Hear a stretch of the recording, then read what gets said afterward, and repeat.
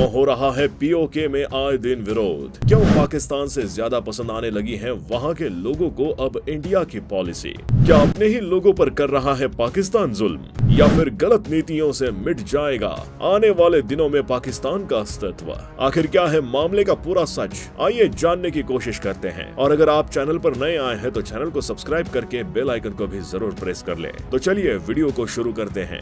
किसी भी डिस्कशन से पहले आइए जानते हैं क्या है कश्मीर का असली सच। Integration of the Indian state नाम की बुक जिसे वीपी मेनन ने लिखा है, अगर आप पढ़ते हैं तो आपको कश्मीर के इतिहास के बारे में सारी बातें क्लियर समझ आ जाएंगी, जिसमें वो ये बताते हैं कि 14वीं सेंचुरी तक बुद्धिस्ट और हिंदू राज्य ही कश्मीर पर राज्य करते थे। 1587 में अकबर ने कश्मीर पर कब्जा किया और उसे मुगल सल्तनत का हिस्सा बनाया। इनके बाद डोगरा और फिर सिख रूलर ने जम्मू और कश्मीर पर राज्य किया। 1846 में जम्मू कश्मीर एक इंडिपेंडेंट स्टेट बना, जिसमें राजा गुलाब सिंह और ईस्ट इंडिया कंपनी के बीच ट्रीटी ऑफ अमृतसर साइन हुआ, क्योंकि इन्होंने अंग्रेजों की मदद की थी सिख समुदाय के खिलाफ। इसी में आगे अगर हम 1925 की बात करें, जब हरि सिंह जम्मू कश्मीर के राजा बने, जो पार्टीशन के समय भी कुर्सी पर थे। अब अगर पार्टीशन की स्टोरी डिटेलिंग में जाए तो उस वक्त अंग्रेजों ने राजाओं को 3 ऑप्शन दिए थे: भारत का हिस्सा बनने को, या पाकिस्तान का हिस्सा बनने को, या फिर इंडिपेंडेंट रहने को, जिसमें जम्मू कश्मीर के राजा हरि सिंह ने इंडिपेंडेंट रहने का ऑप्शन चुना। लेकिन ये प्रैक्टिकल तौर पर पॉसिबल नहीं था,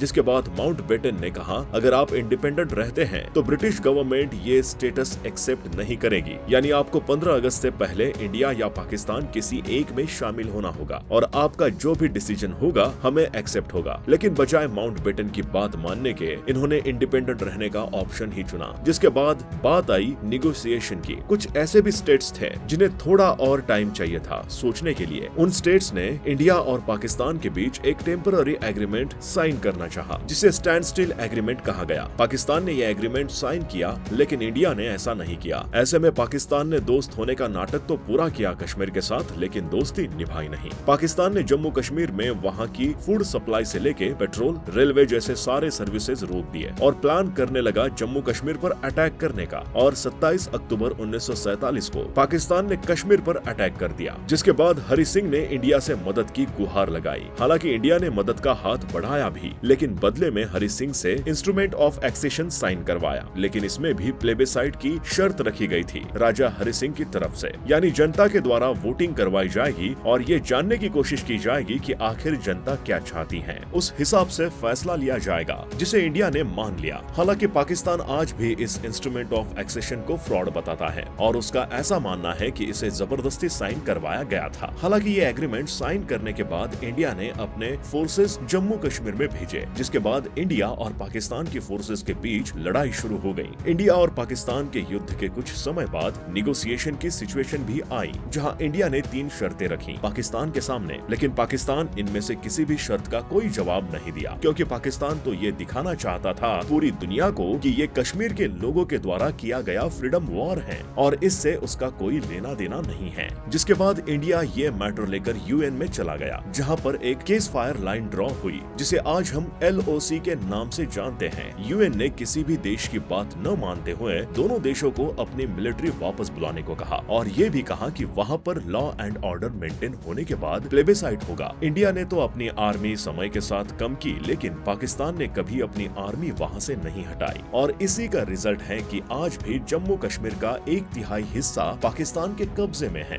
जिसे ये आजाद पाकिस्तान बोलते हैं। हालांकि आज गिलगित बल्तिस्तान के लोग ये कह रहे हैं कि उन्हें भारत का हिस्सा बनना है, क्योंकि उन्हें पाकिस्तान में अपना हक नहीं मिलता है, जो कहीं न कहीं हमारे इंडिया के लिए तो एक खुशी की बात है। तो अब आने वाले समय में देखना होगा कि आखिर पाकिस्तान इस पर क्या एक्शन लेता है। तो आपको ये वीडियो कैसी लगी हमें कमेंट करके जरूर बताएं। साथ ही वीडियो को लाइक और शेयर करना ना भूलें। मिलते हैं आपसे अगली वीडियो में, तब तक के लिए बाय बाय।